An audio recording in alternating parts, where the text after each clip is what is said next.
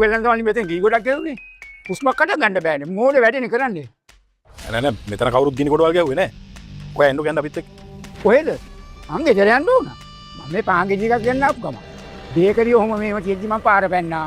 අඩාගෙන ඉඳගෙන ත්‍රිවිධ කාර්යයක් ආව මාව හැප්පුවා. පාංගේ ජීවිතයත් එක්කම මාව විශ්ුණා.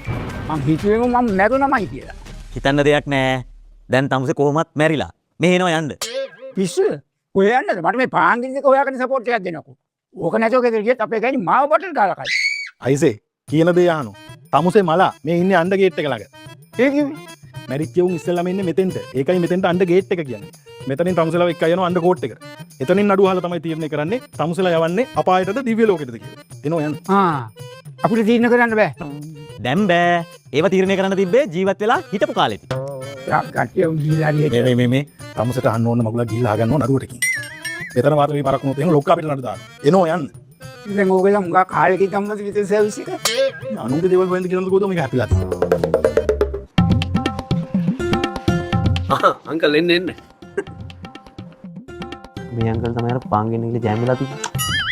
අයියෝ අපරාධනේ ලොක්කා. ඈ පොඩ්ඩක් දෙපැත්ත බලලා පාර පැන්න. තව අවුරුදු දෙක තුනක් කොහොම හරි අල්ලන් ඉන්න තිබ්බනේ. ඕම දෙපැත්ත බලන මේ පැත්ත බලලා මේ පැත්ත බලනකොට අප්පලා ඉවරයි. බං ඉතින් පරිණ ගමන් නෙවෙයි දෙපැත්ත බලන්නේ. පරිණ කලින් එපා දෙපැත්ත බලන්න. කමක් නැහැ මටත් දැන් එපා වෙලා තියෙන ඕනට කඩේ ගිහලා. ඔන්න මාව දිව්‍ය ලෝකෙට යවන්න මම මේ ෂේප් එකේ ඉන්නම්. උඹ එහෙම දාස. විතර මේ දිවි ලෝක යන්නේ ගෝල් පේස් යනෝගේ වැඩක් ඇයි කියලා. මේ රෙකෝඩ්ස් චෙක් කරලා තමයි තීන්දුව දෙන්නේ මං. නෑ මේ අපේ බොස්.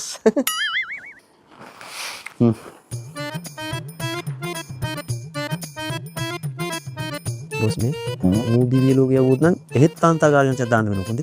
මේ තාන්සේ වලේ ඒ ගෑනු කේස් වැඩි කියලා පෙන්නනවනේ. මං උදව් කරපුවා වෙන්නේ නැති. අය උංගක් අසරණ කාන්තාවන්ට පිට වෙලා තියෙනවා. අර ටෙස්ට් එක කළා බලමු.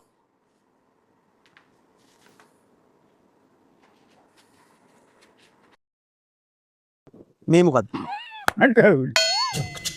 අපාය. කෙලින්ම අපාය. අපාය. යකෝ මේ විනුඹ දෙකක්. එහෙම කරන්න දෙපා ඉතින් මන් දැක්කේ වෙන මොකද්ද? ඔය ඒ නිසා තමයි කෙලින්ම අපාය කිව්වේ. යකෝ වයසරනේ වෙන්නේ මනචරකම. මම අපායට දාන්න.